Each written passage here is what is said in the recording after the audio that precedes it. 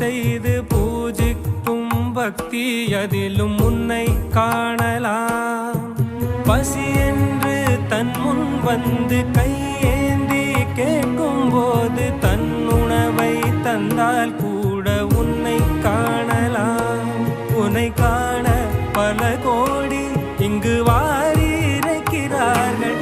எளிதாக உன்னை சேர இங்கு யாரு நினைக்கிறார்கள்.